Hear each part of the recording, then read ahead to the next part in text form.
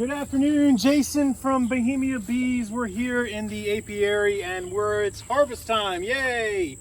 So we're here today to show you how we harvest our honey here on the eastern shore of Maryland. And we're going to be showing you how we go about it. There's lots of different ways to harvest honey, to go about the practice of getting the bees out of the honey supers. And actually doing the whole process. There's going to be a couple videos, maybe one video or two videos. I'm not really sure what we're going to do here. We might go live on Facebook.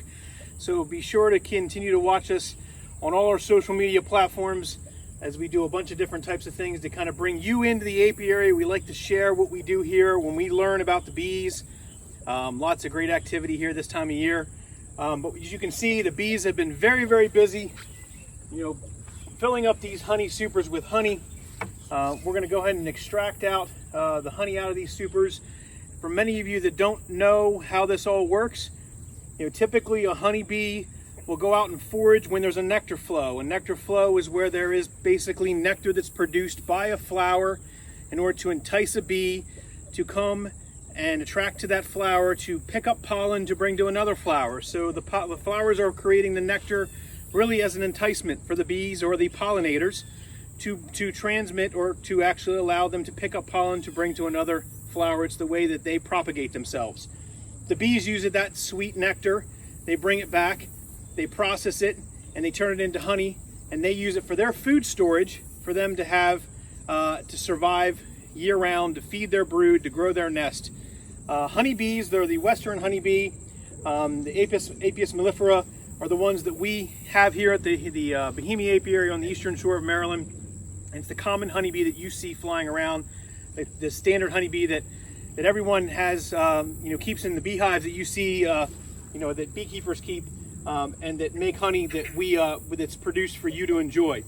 What you see is a honeybee hive like this is a Langstroth hive, or it's a standard box that Reverend Langstroth designed so that you could allow for you to have removable frames. It gives a proper bee space, or for the bees to allow them to put frames of honeycomb in there to store their honey stores and to have their brood nest, and it allows you to be able to remove those frames to either extract out the honey for your own consumption and be able to inspect that colony.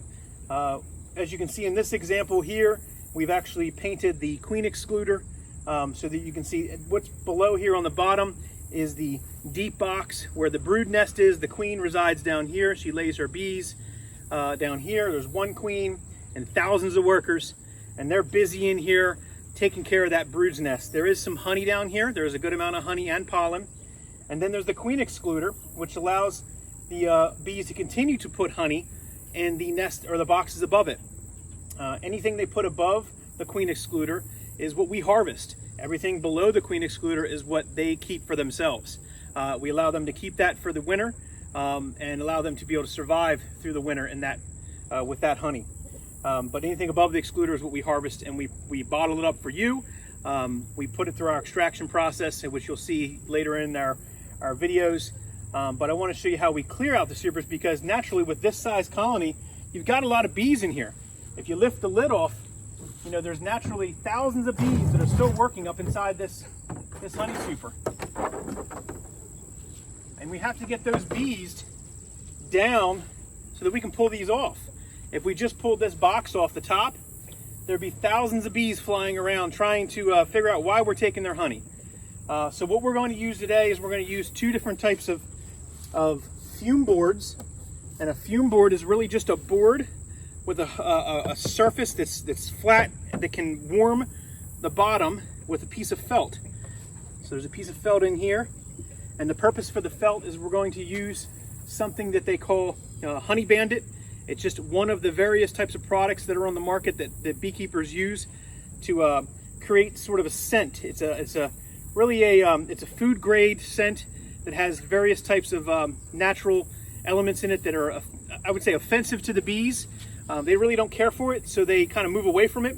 It doesn't hurt the honey, it doesn't hurt the bees, it doesn't do anything to them other than it just has sort of an offensive smell. It actually doesn't have an offensive smell to us. It smells sort of like almonds, or a little bit of peppermint mixed with almonds. So it has kind of a nice smell. But what we do is we will take and we will remove our inner cover. We will spray the foam or the felt on the inside of this cover pretty heavily. Set this on top of the super, let it sit for 5 to 10 minutes. That will push the bees or drive them down further down so we can remove these supers off, clean the rest of the bees off, and then remove them and take them back into our honey processing house, and we will process those. So let's go ahead and do that. You can watch how we do that and go from there. So let's go ahead and remove those inner covers. We're going to do these two colonies that are right here. They were really busy this year on this last colony. Over here on the end, you can see we've got about 4 honey supers. Very busy colony.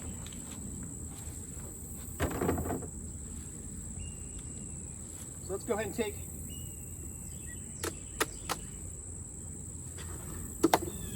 good propolis.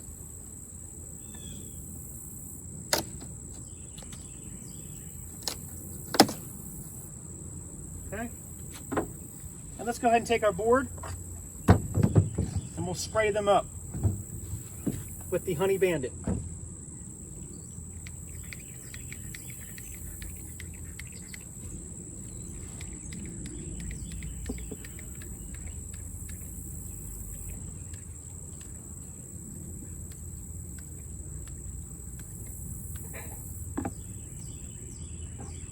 Now you want to be careful not to get this on your skin too much or in your eyes, or rub your eyes when you're using it.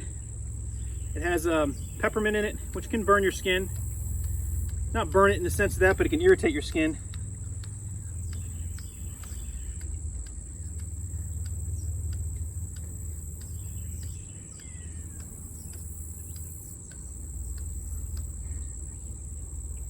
Okay.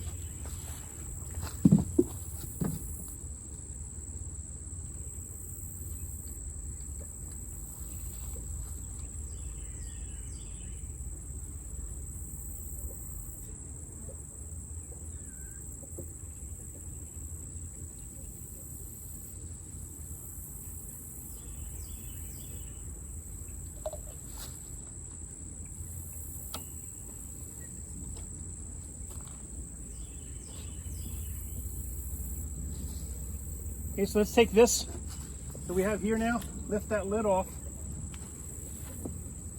set it on.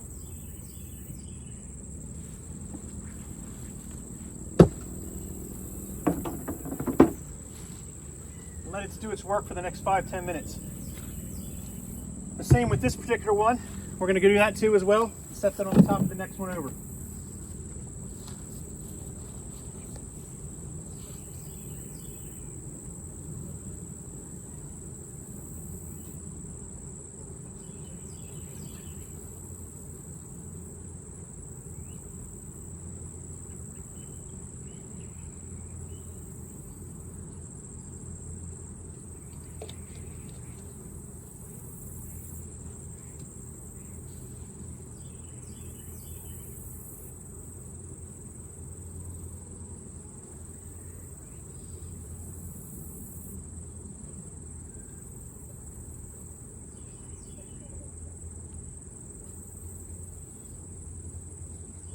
Okay, you can see a heavy coating on that felt.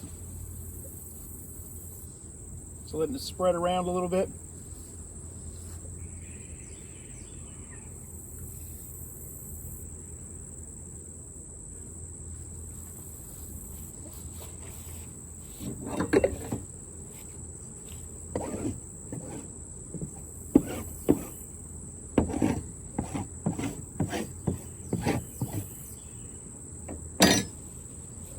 Remove that lid up top of here.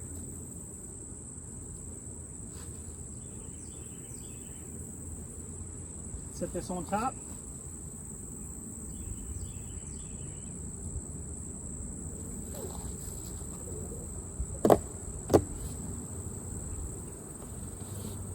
And we're good to go. We'll let that go for about 5 to 10 minutes and we'll see the supers clear out and we'll come back and pull them off and we'll see how they work.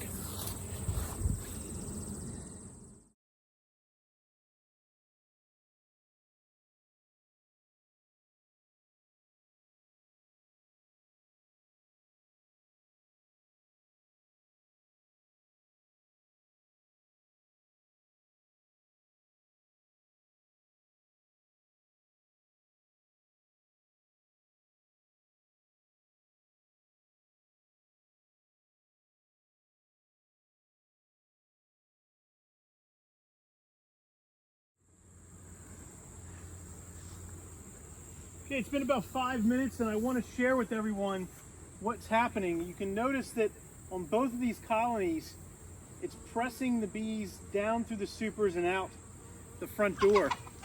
That's actually allowing for the bees to beard on the front because they don't really want to be inside these supers. So the bees that are being pushed out are bearding on the front. So that's a good indication that the bees that were up here are being pushed down, and we can go ahead and start to remove some of these supers, probably the top ones, and work our way down by setting this on top of the next one. So we're going to go ahead and do that and continue to start to pull these off.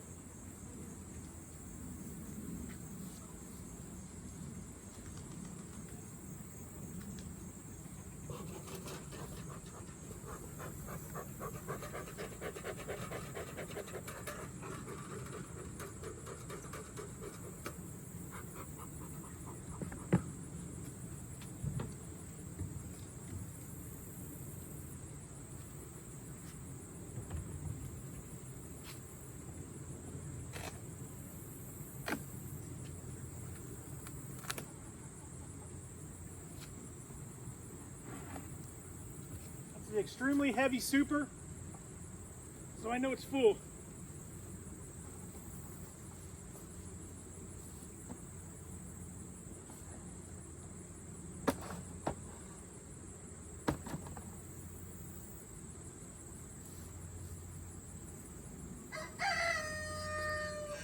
And take the board, set it on top of the next one. Continue to press them down further.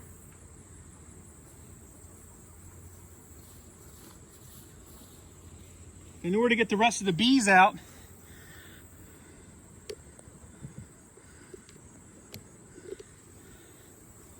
we're going to use a battery-operated leaf blower to blow the rest of them out.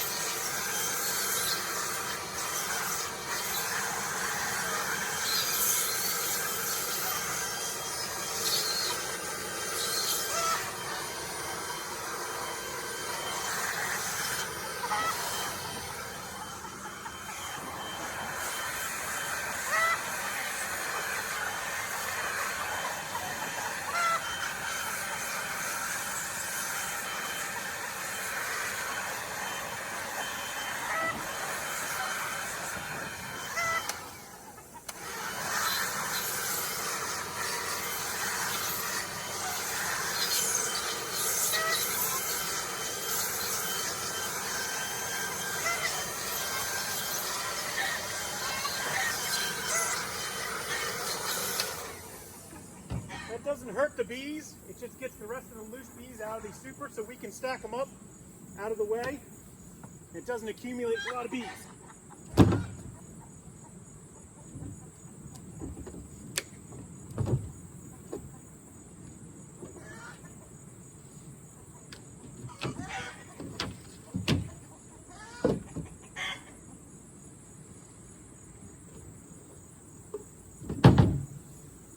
That will, the bees that got blown will circle back and come back to the hive. Let's go pull the next one off.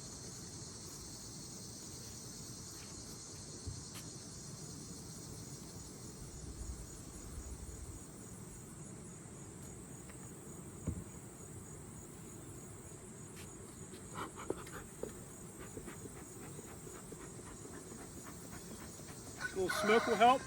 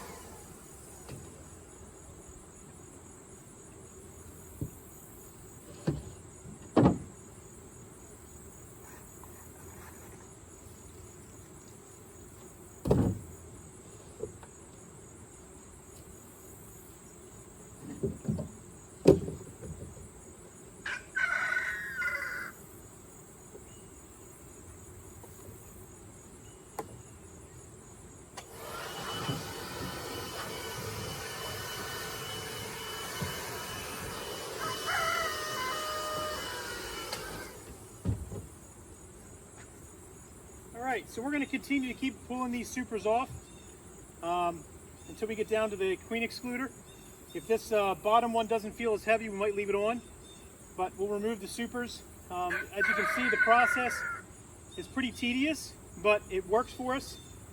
It cleans the bees out very easily. You tend to bring less bees back to the honey harvesting room, which is the actual goal. You'll get a lot of bearding on the front of the colonies. Once we harvest the supers, which you'll see in another video, we come back and put the supers back on, at least one on each colony, one or two to help them clean them up, potentially to have them move into that last super over the winter, put the fall flow into that last single super on top of the deep. But that's how we pull off the supers, how we clear a super. It's just a technique we use here at Bohemia Apiary. So hopefully you enjoyed the video. Hopefully you found something informative on how we work bees here at Bohemia Apiary. It's not how you should do your bees. You do your bees how you do your bees. We'll do ours the way we do it, but hopefully we shared some information that's helpful for you. So thanks for watching Bohemia Apiary here on the YouTube channel. Make sure you subscribe to the channel. Follow us on Facebook, Twitter, TikTok, Instagram, all the social media. We love to share the information, and we love having a lot of followers and a lot of people watching, whether you're a beekeeper or not. Here at Bohemia Apiary, for us, it's a hobby. It's more than a hobby. It's definitely an obsession. Thanks for watching.